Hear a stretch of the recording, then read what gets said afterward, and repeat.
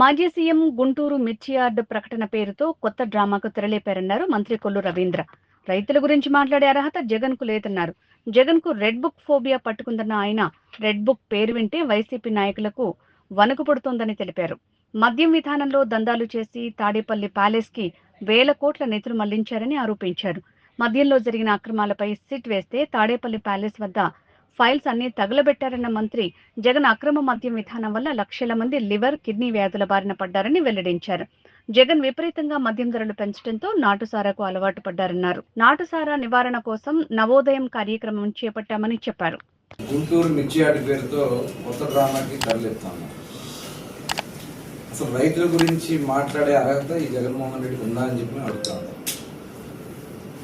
మరి మీ 5 ఏళ్ల పరిపాలనలో దాదాపు 14,000 మంది ఆత్మహత్యలు చేసుకున్నారు ఆంధ్ర రాష్ట్రం. మీ నిర్లక్ష్యం వల్లే కదా. ఆత్మహత్యల్లో భారతదేశంలో 3వ స్థానంలో నిలబెట్టిన ఘనత జగన్మోహన్ రెడ్డి కాదా. కౌలు రైతుల ఆత్మహత్యల్లో 2వ స్థానంలో నిలబెట్టింది ఈ జగన్మోహన్ రెడ్డి ఘనత కాదా. మీరు ఇవాళ వెళ్ళి మిర్చి యార్డు దగ్గర ఒక ఉద్దేశపూర్వకంగా ఒక పక్క ఎన్నికల కోడ్ ఉంది, కలెక్టర్ వెళ్ళడానికి అనుమతులు లేవని చెప్పి కలెక్టర్ గారు స్టేట్మెంట్ ఇచ్చారు. పోలీసులు మేము సెక్యూరిటీ ఇవ్వాలని చెప్పారు. అయినా కూడా వెళ్ళి అక్కడ ఆర్భాటం చేయడానికి ప్రయత్నం చేశారంటే మరి ఏం చెప్పాలి. అంటే ప్రశాంతంగా ఉన్నటువంటి ఆంధ్ర రాష్ట్రాన్ని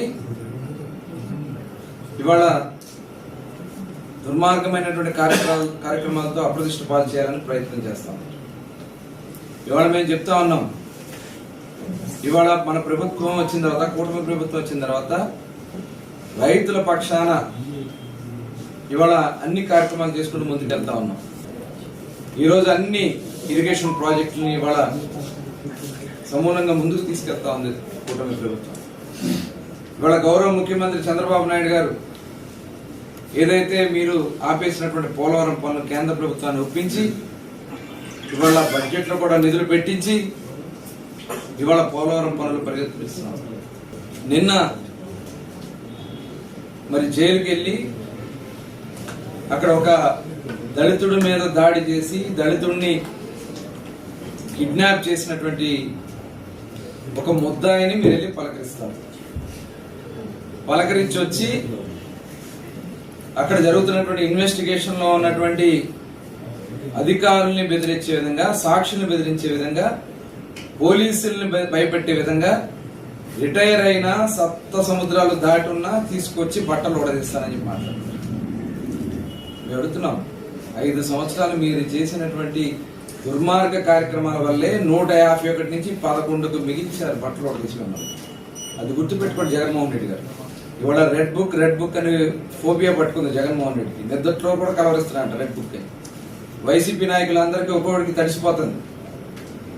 ఈ రెడ్ బుక్ ఏమైపోతుంది, ఎవరి పేరు ఉందని వెతుక్కుంటున్నారు. ఇవాళ రెడ్ బుక్ మేము అనుకున్నట్టయితే వచ్చిన 1-2 నెలల్లోనే ఒక్కడు కూడా ఇంట్లో ఉండేవాళ్ళు కాదు. గుర్తుపెట్టుకుని వైసీపీ నాయకులందరికీ చెప్తారు.